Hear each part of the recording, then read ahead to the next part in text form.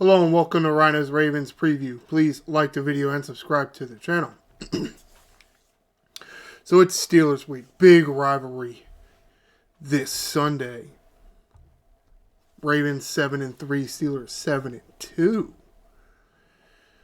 Not shocking, but in the Ravens' favor, Steelers have had their bye week already, and the Ravens will get their bye week in a few weeks here and be hopefully a little more fresher going into the playoff push. And also, well, the Ravens had a tough matchup Thursday. It was not even this past Thursday, the Thursday before that. So, I had 10 days off to get some guys healthy, some key guys healthy. And they're going to need it because they are facing a very tough Steelers team. Doing very good on offense, and they're about the same Steeler team on defense. Very good defense. And as you can see, I'm on BaltimoreRavens.com. Let's get to those injuries. See who's back and who may still be out. Jalen Armour-Davis, knee issues, kept him sidelined for a few weeks. Full participant Wednesday, Thursday, and Friday. So it's looking like got the services of Jalen Armour-Davis for this game. Kyle Hamilton, that ankle injury, somewhat scary ankle injury because we all thought it, the worst. Somewhat non-contact injury, and he just goes down. And thankfully, the Ravens did have 10 days to rest up because, Hamilton didn't participate Wednesday. He was limited participant Thursday and a full participant Friday. No injury designation here. So it would appear, at least as of right now anyway, that we escaped a serious injury of Kyle Hamilton, and Kyle Hamilton will play in this game. Lamar Jackson, non-injury-related rest/knee, so it is kind of injury-related, which is somewhat of a weird thing to say. Nothing Wednesday, most likely just a veteran day off. Limited Thursday, full participant Friday. Lamar Jackson's going to be fine. Okay, yes, maybe he's hampered a bit by the knee. However, Travis Jones, big clog on the defensive line there, especially with Michael Pierce out. We need that. He's got an ankle issue. Nothing to list of Wednesday, but limited Thursday and Friday. He's listed as questionable for the game. Somewhat disappointing, but it is what it is, right? Isaiah Likely, again, the 10-day rest period between the games, kind of benefiting here, or maybe not, because maybe it hurt because Likely might have been able to play Sunday. Whatever, I'm jumping ahead of myself there. The hamstring issue that kept him out of that Thursday game with the Bengals seems to be okay now. Limited participant Wednesday, but full participant Thursday and Friday. Looks like Isaiah Likely is a go for this Sunday against the Steelers. Arthur Millette, former Steeler. Disappointing that he can't be out there. He's got a calf issue. Nothing designated for Wednesday, but limited Thursday and did not participate Friday. He has been officially listed as out. Brett Urban been dealing with that concussion issue for several weeks now. Full participant Wednesday, Thursday, and Friday. It would appear that he has been cleared to go. Nothing designated under his game status. It looks like he's going to go. Kyle Van Noy has had some kind of illness this week. Didn't participate Wednesday, but full participant Thursday and Friday. So it looks like Kyle Van Noy is a go. Now on the Pittsburgh Steelers side of this, big news for Baltimore Ravens and a big boost. Alex Highsmith in their game last Sunday against the Commanders suffered an ankle injury, and he is listed as out, which is a huge benefit for us. It really is. Well, yes, the Pittsburgh Steelers are still going to be able to get pressure. They did go and trade for Preston Smith. They still got TJ Watt. game master, game wrecker himself, especially against the Ravens. It does make things a little easier when there isn't a very capable guy on the other side. Like, say, an Alex Highsmith. So it is disappointing that it's because of injury. You hope the man gets better, but at the same time, it's great that he's not going to play in this game for us. All right, let's get on to some news. This article here, written by Ryan Mink, editorial director. Headline says it all. Kyle Hamilton's going to play.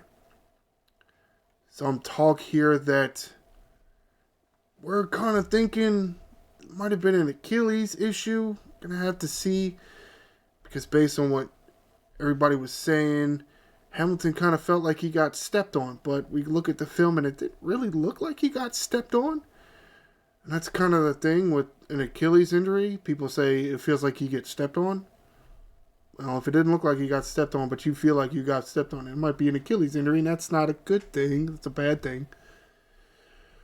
But, you know, all the tests and the MRIs and the X-ray machines and the whatever gadgets they got, it came back, you know, with all positive news for Kyle Hamilton and the Ravens. So, he's going to play. And we need him because... yeah, pass defense is not good. Going on to the pass defense, a little bit more detail. This article written by Ryan Mink and Clifton Brown about Tre'Davious White and how he can and or will fit into this Ravens defense. Now, traditionally, Mr. White has played corner on the outside, which, depending on who you talk to, we do or we don't need. We have Brandon Stevens, we had Nate Wiggins out there. So if you want to put White out there, who gets moved around? Tough to say.